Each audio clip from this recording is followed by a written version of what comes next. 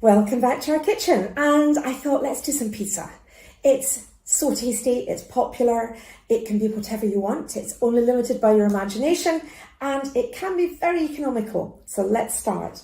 So I've got a little bubbling pan behind me with some canned tomatoes, chopped tomatoes, so they're ready just to start making the base of the sauce. And I've got here from the garden some lovely Musselburgh leeks that we're thinning at the moment. So they're getting a little bit plumper. Every time Busa picks them, they're about twice the size from the last time. So to start with, they were like spring onions. And now they're definitely chubby spring onions.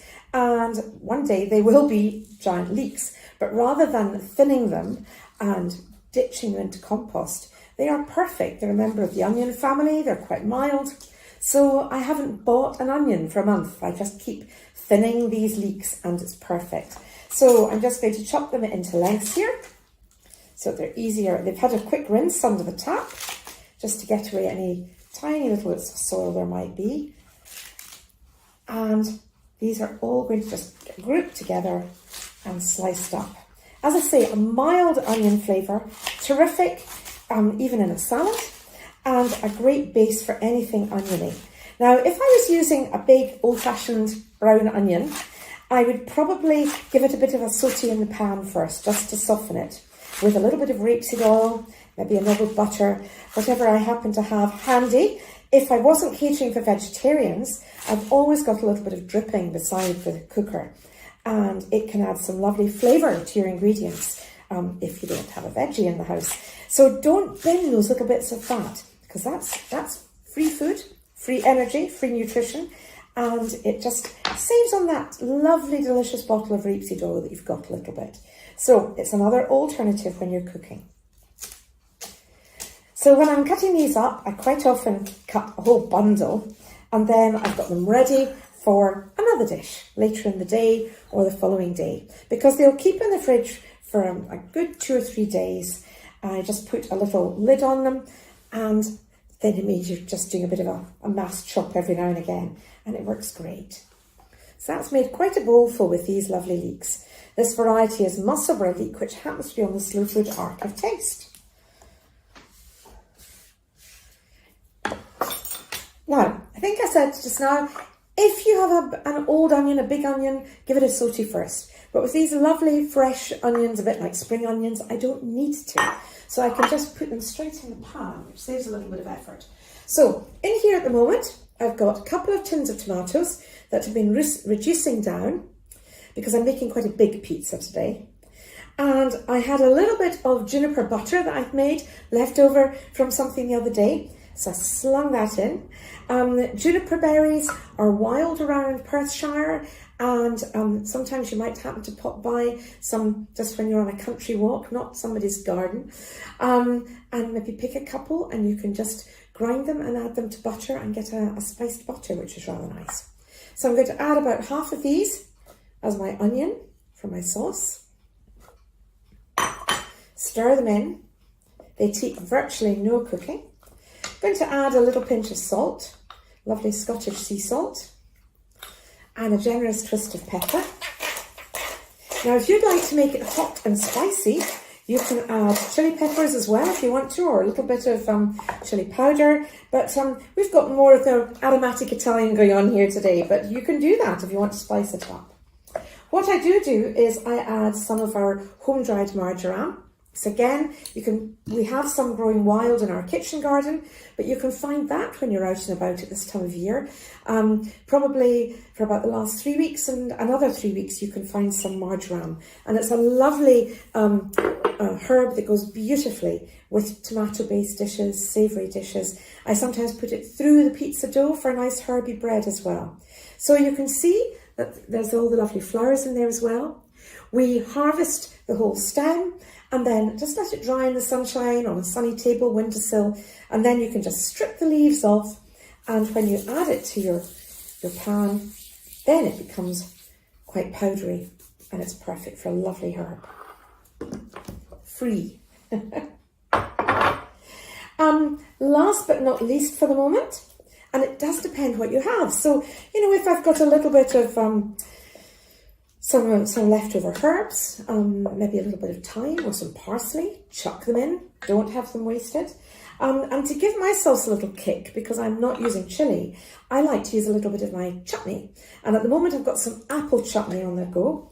So they were from our trees, but at this time of year, there's a lot of places with buckets of apples outside saying, help yourself to a few, because people tend to either have a feast or a famine with apples, and Scotland's famous for its apples.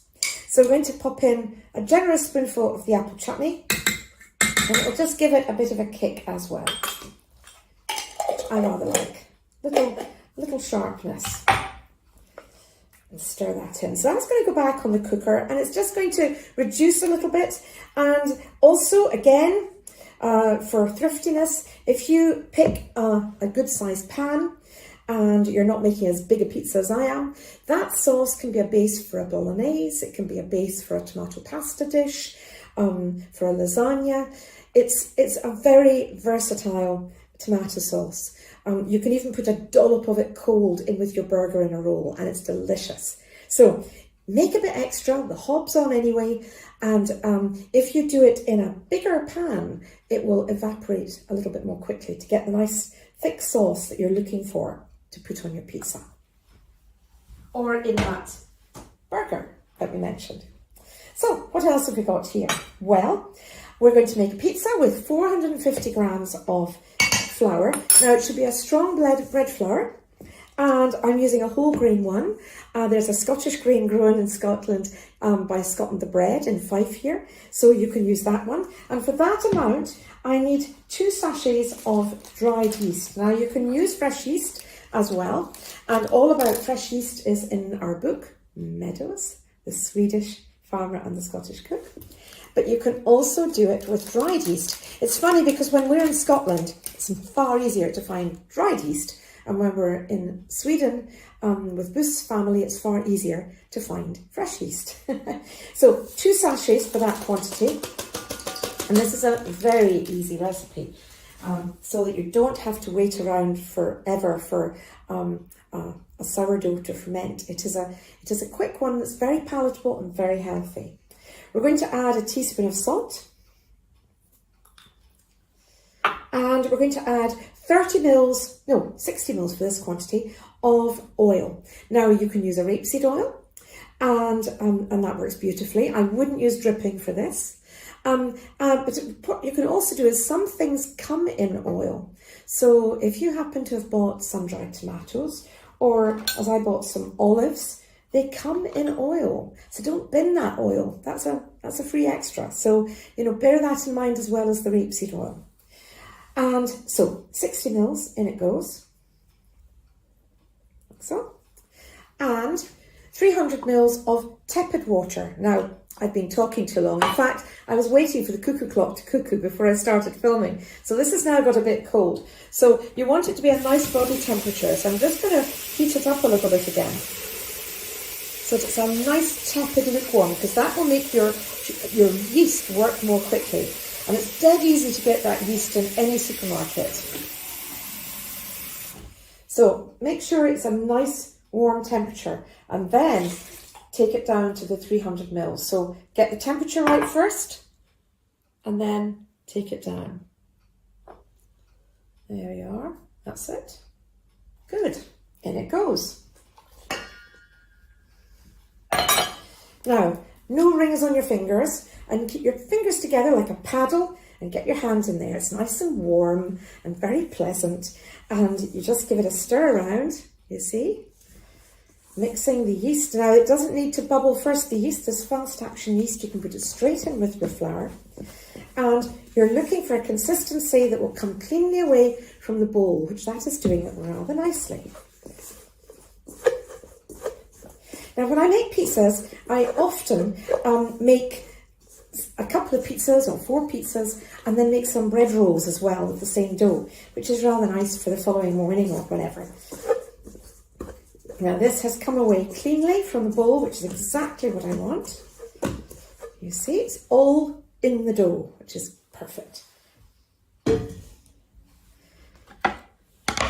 And now what we want to do is take a little bit of the flour and knead it.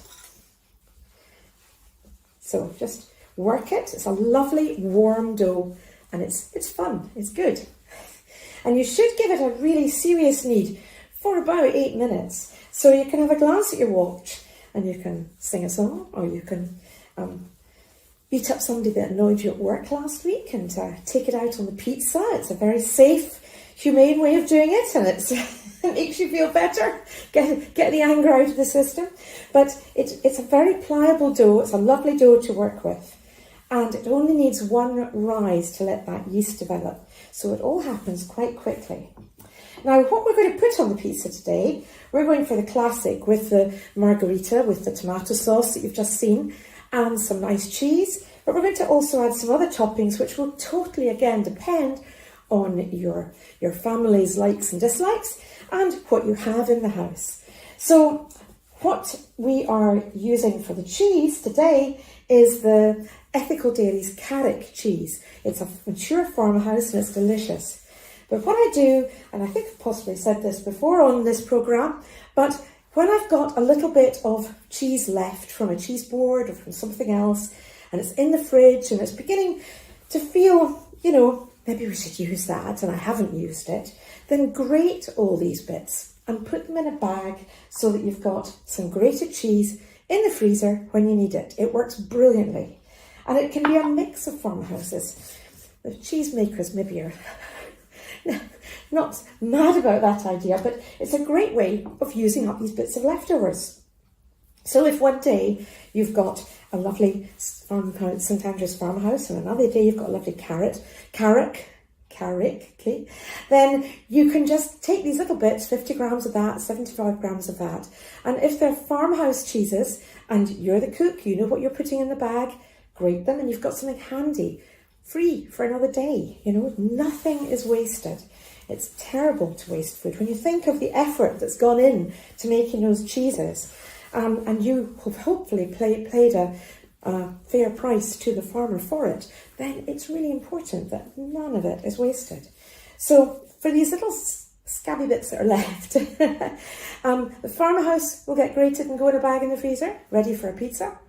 The blue cheeses can be bundled together, little bits bundled together, and then you can do a cauliflower and blue cheese soup, or a broccoli and blue cheese soup, or a quiche with blue cheese, and you can just do that, and it works beautifully with these little bits and bobs, so nothing is wasted.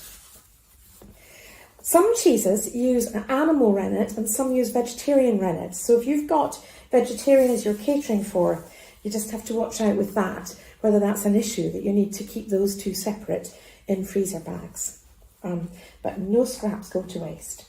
So today, for our pizza, I have got some olives that I had left over from another dish, so that will go down a treat. I have got some lovely pickled nasturtium seeds from the garden, and the recipe for pickling is in the book as well, and they are absolutely delicious alternative for capers. I haven't bought a caper since I started pickling these nasturtium seeds. They're delicious. And I also have got some good old sardines and tomato sauce. Very popular in our house. Great from nutrition, oily fish, excellent. They're not farmed and they're healthy. And I prefer them in the tomato sauce to the oil because you're getting extra nice tomatoey, umami ingredients, which is great. So you can see that already this is becoming a lovely, pliable dough. Really lovely. And what I'm going to do with this is I'm going to knead it for another few minutes, not long. And I'm going to put it into this big tray because there's 4 of us eating pizza tonight. And I line it with a bit of paper, not essential, but you'll see when it comes out, it's so much easier to lift out and it really does keep your tin in much better condition for much longer. So we'll come back when this dough has risen. So here we are back, and the dough has risen beautifully, and you can really see that it's puffed up, really beautiful. It's doubled in size, and that's just on a table by a sunny window for about half an hour. Now you can see that I've put it inside this tray because I know that dough can give me 6 generous portions. And in fact, we had 20 people here the other night, so I just did with a bit of help from the family, 4 trays, 4 6 24 sorted, and you could do some vegetarian and some meat, so it worked very well. But often I'll do them as just nice individual rounds, so each person gets their own personal pizza. But this is quite a good way of doing bulk. And of course, if you've got the oven on and you've got 2 shelves or 3 shelves, bake some more at the same time. So I baked a lemon drizzle cake this morning when the oven was on for something else, and you could do several rows of pizzas and you can have them ready for tomorrow, or you can even freeze them portioned. So don't waste oven space, pack it in when the oven's on anyway. So we've got this lovely dough and we're going to start filling it up. So I've got my tomatoes here ready, and we'll put a good few spoonfuls of this on it, because it is a big pizza for a big family evening. Now, when I was talking about toppings, I said you really could use whatever you had, and you can use up leftovers. So if you've got that little bit of salami lying around the bottom of the fridge, or if you've got some leftover cold cuts, I've used that on top of pizza. You can put on some leftover mushrooms. If you have some vegetables that are a little bit left over from something, pop on some broccoli. You can even put on some diced roots. You can put whatever you like. If it was something that might dry out, I'd add it to my tomato sauce. Now, that I think is lovely. It's filled up nicely. We like a good topping on ours because it's a meal in itself. There won't be anything else tonight other than a slice of that lemon cake. Now, you can see from that couple of cans, I've got a good healthy portion of tomato sauce there that can be used as I suggested, or it can be frozen for another time. And we've got a lovely good coating of sauce on the pizza. Next up, I'm going to put that Carrick cheese from Dumfries and Galloway. There's also in Dumfries and Galloway a beautiful mozzarella made from brown Swiss cows. It's called Kedar mozzarella, and if you're down in Dumfries and Galloway, they have a bonny wee farm shop. And if you're in Edinburgh, they attend the Edinburgh Farmers Market, and they do beautiful little plump white cushions of mozzarella. It's really delicious. So that's something when you're thinking about pizza as well, if you've planned in advance and you can get shopping. So there we are. That's our cheese.